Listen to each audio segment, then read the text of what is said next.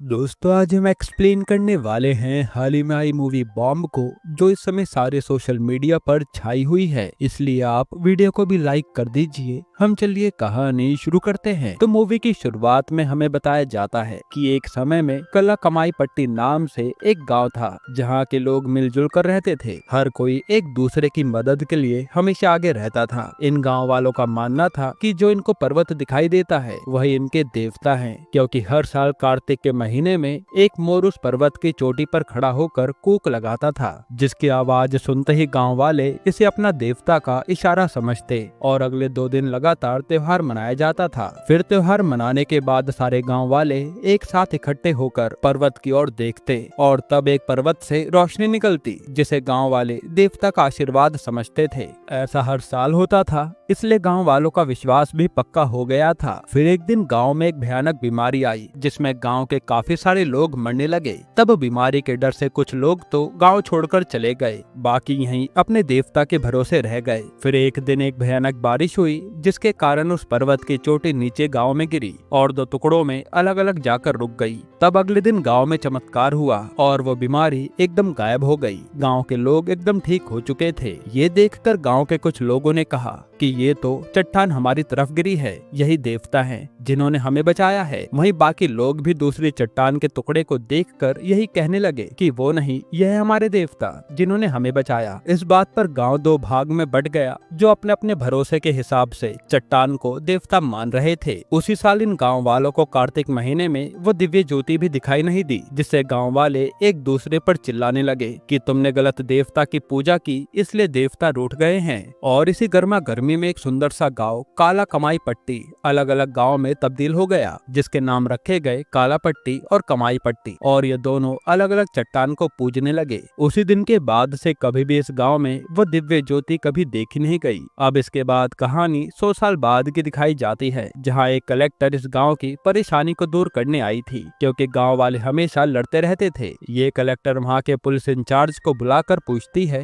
कि गाँव वालों की दिक्कत क्या है, जिस पर पुलिस वाला बताता है कि मैडम, मैं एक दिन उस गांव में सुलह कराने गया था, पर वो लोग तो बच्चों के खेलने को लेकर लड़ने लगे थे, क्योंकि ये गांव वाले एक दूसरे को छूना तक पसंद नहीं करते। ये सुनकर कलेक्टर वहाँ एसडीएम को बुलाती है और गांव की परेशानी पूछती है। तब एसडीएम कहता है कि उस गांव में जब मैं गया था तो मेरी कार का मुंह कमाई पट्टी गाँव वालों की तरफ मुड़ गया। ये देखकर काला पट्टी वालों को लगा कि मैं कमाई पट्टी की तरफ हूँ और इसी बात पर वो दोनों लड़ गए थे। गाँव वाले ऐसे हैं जिन्हें लड़ने का सिर्फ बहाना चाहिए होता है। अब ये सारी बातें सुनकर कलेक्टर इन गांव वालों से मिलने आती है और अपनी कार के डायरेक्शन से लेकर सब चीज का पूरा ख्याल रखती है। साथ ही गांव की तरक्की की भी बात करती है, जिससे गांव वालों को लगता है कि मैडम बात तो एकदम ठीक कह रही हैं। तब कलेक्टर का गला खराब होता है तो वो काला पट्टी वालों से पानी मांग लेती है। ये देखकर कमाई पट्टी वाले कहते हैं कि अच्छा, तो मैडम आप उनकी तरफ से हैं। इसी बात पर फिर दोनों गाँव वाले लड़ जाते हैं और ये देखकर कलेक्टर अपने ऑफिस आ जाती है, जो समझ गई थी कि गाँव वाले इतनी आसानी से नहीं मानने वाले। अब ऑफिस में यहाँ तो एमएलए आता है, जो बताता है कि अभी अभी एक ऑर्डर पास हुआ है। ये जो गांव वाले लड़ते हैं ना, सरकार इन्हें यहाँ से भगाना चाहती है, जिससे यहाँ पीस सेंटर बनाया जाए। इसमें किसी और का फायदा नहीं बल्कि एमएलए का फायदा था,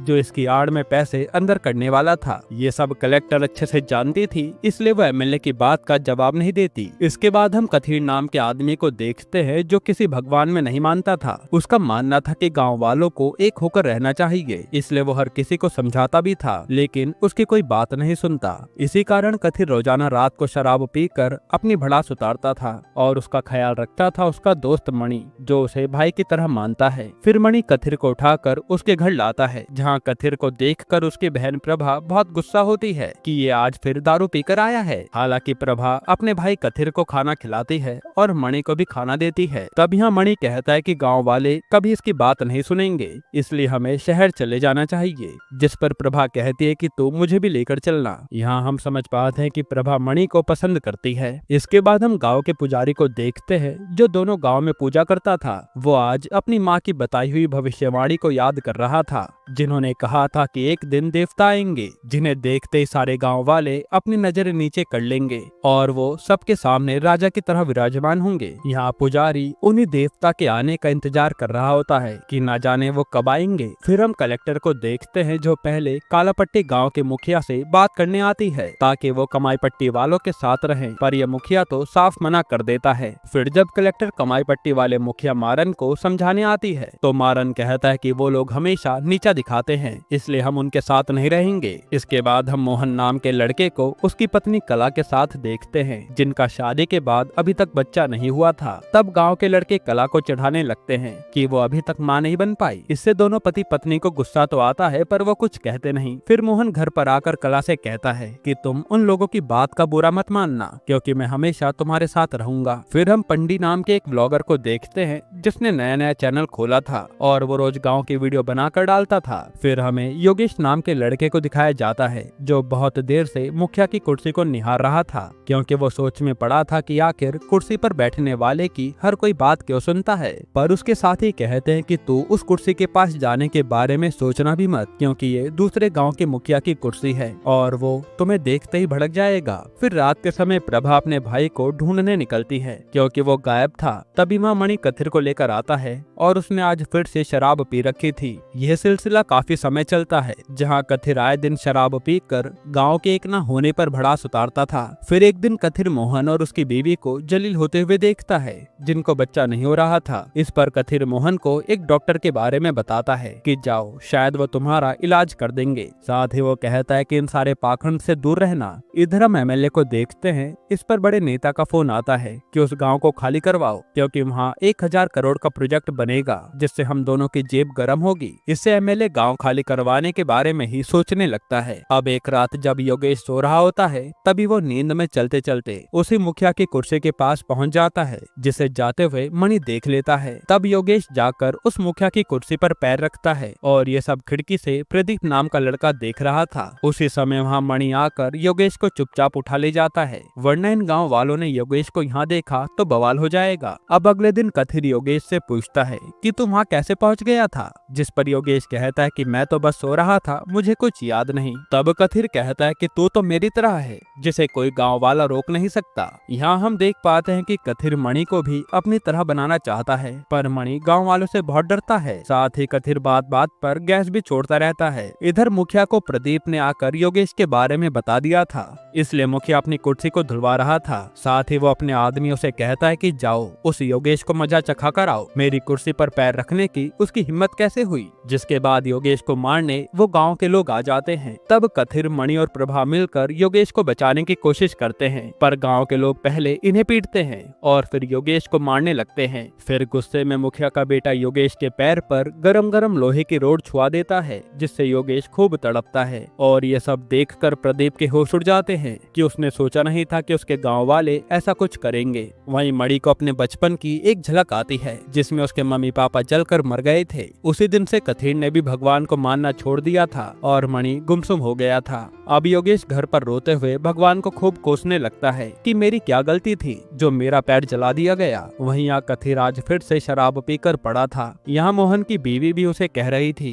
कि हमारा बच्चा ना हो यही अच्छा होगा वरना वो गांव वालों के बीच में बर्बाद हो जाएगा। अब अगले दिन गांव में एक आदमी अनाउंस करता है कि त्योहार जल्द ही आने वाला है इसलिए तुम सब तैयारी कर लो। वहीं यहाँ आज कथिर कलेक्टर के पास आकर गांव से कनेक्टेड एक पुल बनाने की अर्जी डालता है ताकि गांव के लोग शहर जाकर कमाई करे ना कि पूरा दिन इसी लड़ाई झगड़े में फंसे रहे। जिस पर कलेक्टर भी कहती है कि मैं इस पर एक्शन लूंगी। अब रात को कथिर फिर से शराब पीता है और मणि से गांव की बुराई करने लगता है कि मैंने इतनी कोशिश की लेकिन गांव वाले देवता के लिए आपस में लड़ते रहते हैं। जिस पर मणि कहता है कि हम इस गांव से दूर चलते हैं ना, लेकिन कथिर मना करता है कि मैं इस गांव से मरने के बाद ही जाऊंगा वरना इस गांव को एक होना होगा। साथ ही कथिर भगवान को भी काफी भला बुरा कहता है। वहीं हम एमएलए के गुंडों को भी देखते हैं जो कथिर को मारने आए थे क्योंकि कथिर गांव वालों के लिए पुल बनवा रहा था जिससे गांव वाले लड़ेंगे नहीं तो ये जगह खाली कैसे होगी। पर उसी समय मणि कथिर को लेकर घर चला आता है। तब प्रभा फिर से अपने भाई पर भड़कने लगती है और जब वो कथिर को खाना खिलाने आती है तो कथिर बिल्कुल बिल्कुल नहीं हिलता।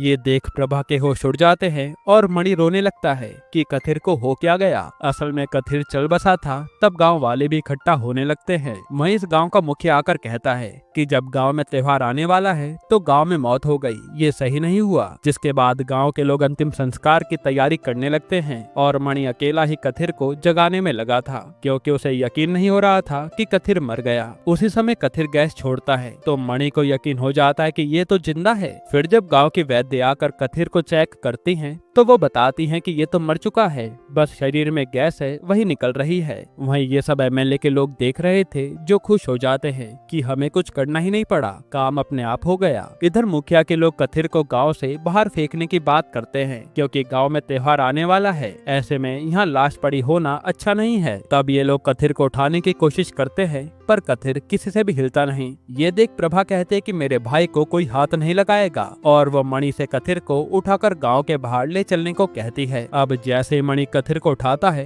तो वो आराम से उठ जाता है, जो देख गांव वाले हैरान थे। फिर रास्ते में मणि प्रभा से कहता है कि कथिर अभी जिंदा है, पर वो नहीं मानती। इधर एमएलए के लोग उसे ये खबर देते हैं तो एमएलए कहता है कि उन लोगों पर नजर रखो और मुझे सब बताते रहना। इधर कमाई पट्टी गाँव के लोग भी मणि के पास आ जाते हैं, क्योंकि मणि कथिर की लाश उनके गांव में ले आया था, इसलिए वो कहते हैं कि इसे यहाँ से दूर ले जाओ, क्योंकि त्योहार आने वाला है। तब मारन के लोग भी कथिर को उठाकर बाहर फेंकने की कोशिश करते हैं, लेकिन ये लोग भी कथिर को हिला तक नहीं पाते, जिससे ये सब हैरान थे कि ये हो क्या रहा है। पर अपने भाई की इतनी बेइज्जती होता देख प्रभा मणि से कथिर की लाश ले जाकर गांव के बाहर रखवा देती है, ताकि उसका अंतिम संस्कार वो खुद कर सके। इधर दोनों गाँव के कुछ लोग मुखिया से लड़ रहे थे कि कथिर ने हम सब लोगों के लिए कितना कुछ किया है, अगर हम उसके लिए खड़े नहीं हुए तो कौन होगा। यही कहकर गांव के काफी सारे लोग कथिर के अंतिम संस्कार में आते हैं, जिसके बाद मणि एक कुर्सी लाकर कथिर को उस पर बैठा देता है, क्योंकि उसे तो अभी भी लग रहा था कि कथिर जिंदा है और वो बात बात पर गैस छोड़ रहा था।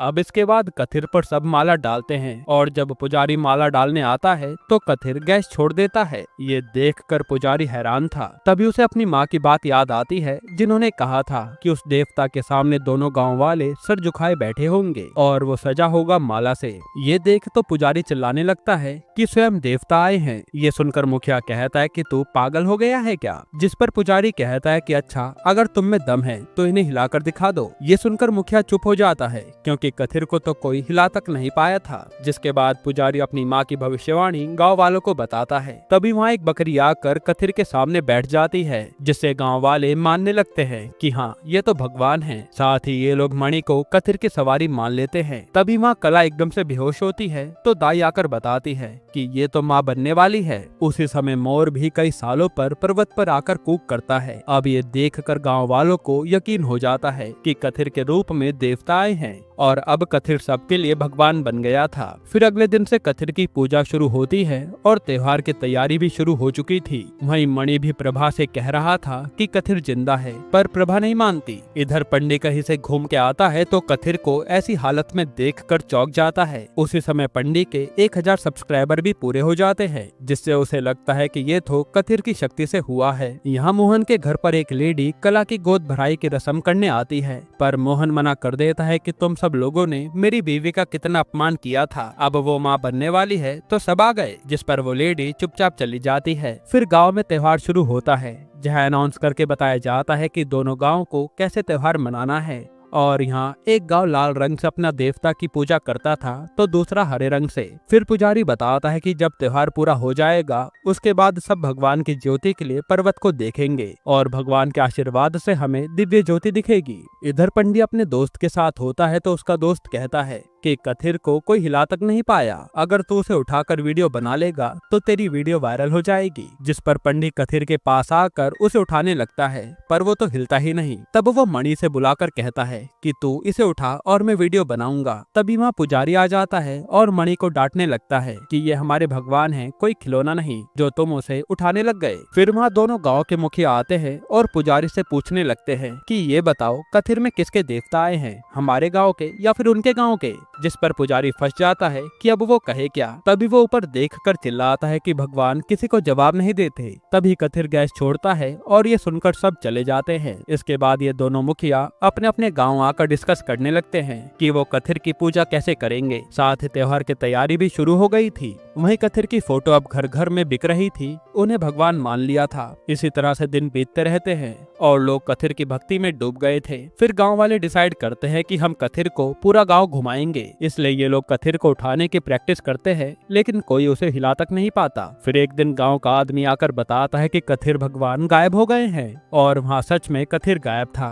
तब सब लोग मणि के पास आकर उसे मारने लगते हैं कि तूने ही कथिर को उठाकर कहीं फेंक दिया होगा। उसी समय एक आदमी दोबारा आकर बताता है कि भगवान लौट आए हैं और वो लोग जाकर देखते हैं तो वहाँ कथिर पहले की तरह बैठा हुआ था। ये देखकर तो एमएलए के लोग भी हैरान थे कि कहीं ये कथिर सच में भगवान तो नहीं जो थोड़ी देर के लिए गायब हो गया था। इधर अब मोहन के पास वही बूढ़ी औरत दोबारा आती है कि गोद भराई कर लो, माँ के लिए अच्छा होता है, पर मोहन उन्हें डांट के भगा देता है। ये दूर से उन लेडी का बेटा देखता है तो अपनी माँ से कहता है कि तुम बार बार वहाँ क्यों जाती हो, जिस पर वो कहते कि तुम मोहन और उसकी बीवी को बच्चा न होने पर चिढ़ाता था ना आज, इसलिए वो मुझसे भी ठीक से बात नहीं करते। ये सुनकर उस लड़के को अपनी गलती का एहसास होता है। जिसके बाद हम रात का सीन देखते हैं जहाँ पुजारी सब गाँव वालों से कहता है कि केवल मणि ही भगवान को उठा सकता है, इसलिए आज मणि कथिर को उठाकर गांव का चक्कर लगाकर वापस आएगा, जिससे पूरे गांव पर उनका आशीर्वाद बने। तब मणि भी बात मानकर कथिर को उठा लेता है और वो उसे लेकर गांव से बाहर जाने लगता है,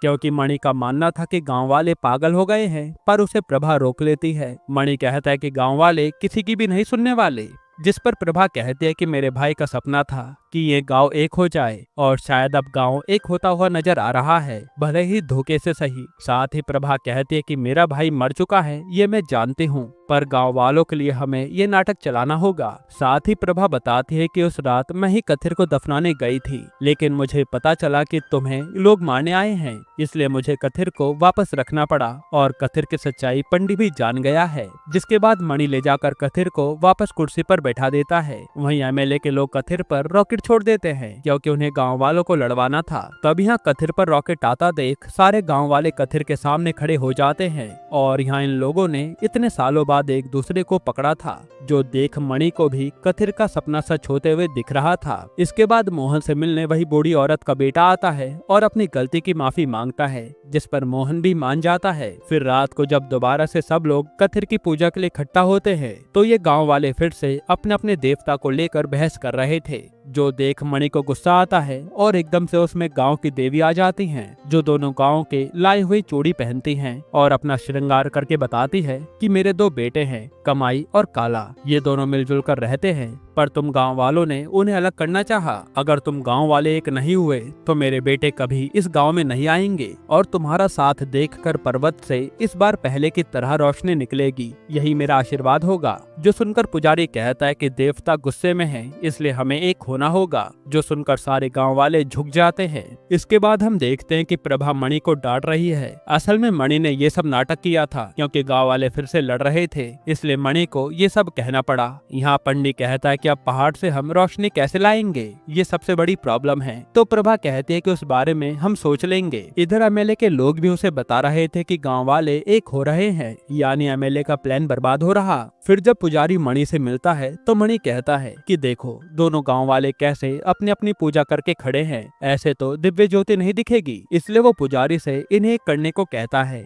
तब पुजारी सारे गांव वालों को इकट्ठा करके डांटता है और सारे गांव वाले एक होकर भगवान पर जो जल चढ़ाना है उस मटके को उतारने लगते हैं, जिसमें प्रदीप योगेश को सबसे ऊपर चढ़ने को कहता है। और जब योगेश मुखिया के बेटे पर पैर रखता है तो रॉकेट से जो घाव उसे हुआ था उससे मुखिया के बेटे को एहसास होता है कि उसने योगेश के पैर पर लोहे की रोड लगाकर बहुत गलत किया। हालांकि फिर ये लोग उस मटके को उतार लेते हैं, जो देख मणि खुश हो जाता है। फिर जब दोनों गांव वाले अलग अलग बैठे थे तो वहाँ उन गाँव में से एक दो बच्चे आपस में खेलने लगते हैं ये देख दोनों गांव के मुखिया सोचने लगते हैं कि हम कब तक ऐसे लड़ते रहेंगे। तभी वहाँ पुलिस आती है जिसे एमएलए ने भेजा था, और वो पुलिस वाला कहता है कि एक लाश को तुम लोग ऐसे नहीं रख सकते। जिस पर मुखिया का बेटा कहता है कि हमारे भगवान को हाथ लगाया तो अच्छा नहीं होगा। तभी सारे गांव वाले एक हो जाते हैं, जो देखकर पुलिस वाला डर जाता है। फिर यहाँ एमएलए और कलेक्टर भी आते हैं। तो कलेक्टर पहले तो कथिर की सबके सामने जांच करवाती है कि कहीं वो जिंदा तो नहीं,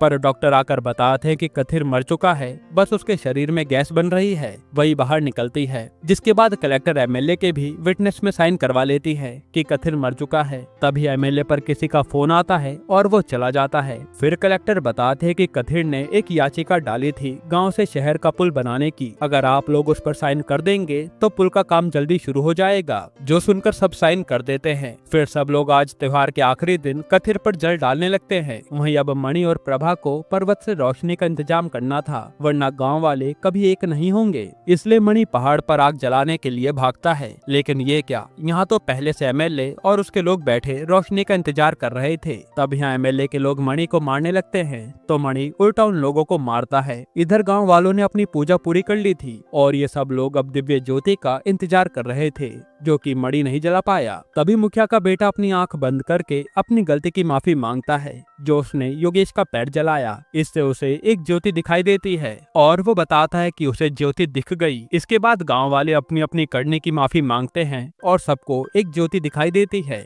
यानी मणि को आग जलाने की जरूरत नहीं है। गांव वाले अब एक हो चुके हैं। अब इसके बाद आज गांव वाले मिलकर पूरी श्रद्धा से कथिर की समाधि बनाते हैं और सारे गांव वाले काफी खुश थे। वहीं मोहन ने भी अपनी पत्नी की गोद भराई करवा ली थी और ये गांव फिर से मिलजुल कर रहने लगा था। यहीं पर ये मूवी खत्म होती है। दोस्तों, आपको ये मूवी कैसी लगी हमें कमेंट में बताइएगा, और इसके अलावा आप कौन सी मूवी या सीरीज का एक्सप्लेनेशन चाहते हैं वो भी कमेंट कीजिएगा। बाकी अगर आपको हाल ही में ये कमाल की मूवी देखनी है तो आप ये वीडियो देख लीजिए। भाई हमें करना है लौंडा नाच। और फिर